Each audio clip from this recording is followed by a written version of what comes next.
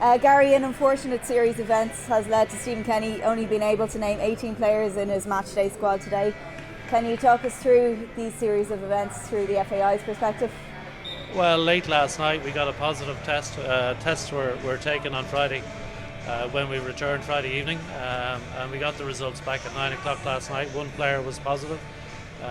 The implications of that, though, was there was 4 players identified as close contacts, which meant the 5 players couldn't play. That had significant implications, and we had quite a tight deadline to announce the squad. So the squad went in actually before 11 with the players named. So obviously from Stephen's point of view, he now has to prepare without those 5 players. Speaking with Stephen earlier, he confirmed that the 4 players who miss out today as a result of being a close contact with that positive case miss out due to the way they were sitting on the plane from the way back from the Slovakia trip. Are the FAI confident that they've done everything within their power to reduce the spread of COVID-19 throughout the camp? Yeah, I mean, I think the seating on the plane is a bit of a red herring, to be honest, because we actually do all the tests beforehand, so we follow all the protocols before people get on the plane. Coming over, we had a person who was tested positively in Bratislava, which ultimately ended up with 2 negative tests here. And they were not sitting with the players. Actually, on the way back, we had a player sitting with the players. So when we have a player sitting with the players and one is positive, that has quite significant implications for us. So the 4 were identified as close contacts and couldn't play.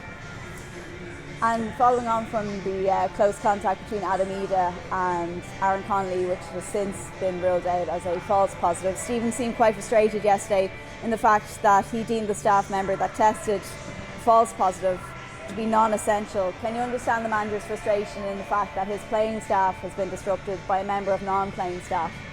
Yeah, of course I can. I mean, from our point of view, the most important thing for Stephen was winning the match on Thursday. It was a very big match for us, and I can understand that. From our point of view, we need to make sure that people who have the right role and responsibilities, nobody on the plane travelled that didn't have a clear role and responsibility.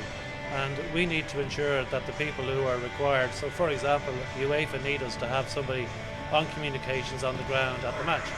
That's one of their rules and one of their requirements, and that's what we did. Will the FAI be changing their travel arrangements for the trip to Finland? Well, the first thing we're doing is trying to identify the new squad players that are going to come in, so Stephen will do that. We'll sit down with the team after today and actually decide who is going to travel and whether the roles and responsibilities, go through all that again. We do have requirements that we have to meet though, so there shouldn't be significant changes to the skill set that we need on the trip. Are Aaron Connolly and Idah going to come back into the squad now? We're discussing that at the moment with Stephen and the HSE. We need the HSE to agree they can, and if we get approval from it, then they will. Is there a chance that other clubs, as a result of these close contacts and, of course, the positive tests, might withdraw their players?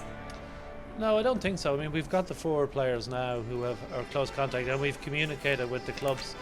We had good conversations with Norwich and Brighton over the 2 players on Thursday and Friday, and we have a very good relationship with them. They appreciated exactly that we communicated with them as soon as we did. They're obviously going to be concerned generally with international football, and I think they'll be looking to UEFA and indeed in our case with the HSE to review the protocols and see whether there's anything we can do. But international travel by its definition is a higher risk, and we just need to take all the new learning into account when we're reviewing it.